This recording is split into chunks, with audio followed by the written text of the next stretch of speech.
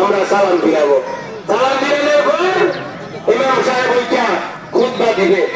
খুতবা শোনা ওয়াজিব, অনেকে খুতবা না শুনতে পারে জায়গা, বুঝছেন না?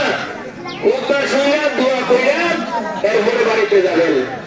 ও ভাই, এইভাবে হলো ঈদের নামাজ আমরা আদায় করবো এবং ঈদের পরে আমরা ইনশাআল্লাহ কবরস্থানে যাবো। যারা পারি আমরা কবরস্থানে গিয়া দোয়া খাইর করবো কবরবাসীদের জন্য। আমাদের গ্রামের পূর্বপুরুষ যারা কবরে শুয়ে আছে তাদের জন্য আমরা কবরে গিয়ে দোয়া করব।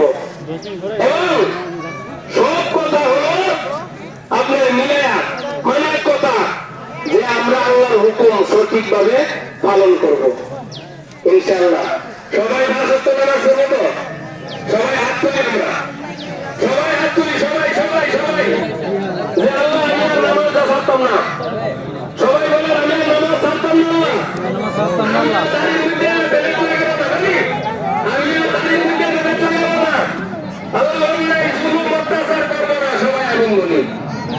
দেখেন সবাই বসেন বসেন, সবাই বসেন, একটু অপেক্ষা করতেছি মানুষ আসার জন্য। হ্যাঁ, ওই এরকম বোঝেন না যে 8:30 দিলেও একটু অপেক্ষা করা লাগে, বুঝছেন না?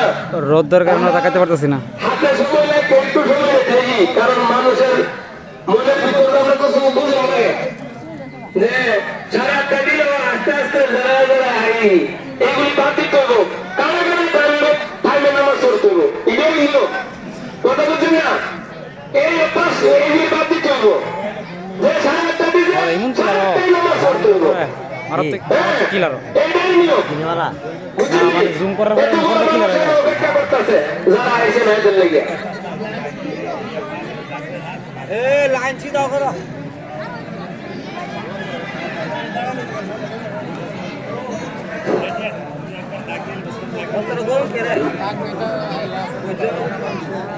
সবাই আইসে, সবাই আইসে, সবাই আইসিনি।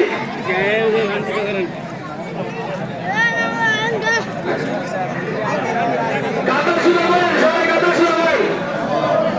আর সবাই সামনের দিকে কাতার শুরু করেন।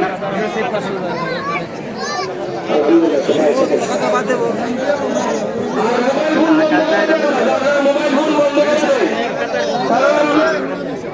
আপনার মোবাইলে এখানে একজনের নামাজ নষ্ট নেব, এটা আমরা খেয়াল করি। সবাই মোবাইল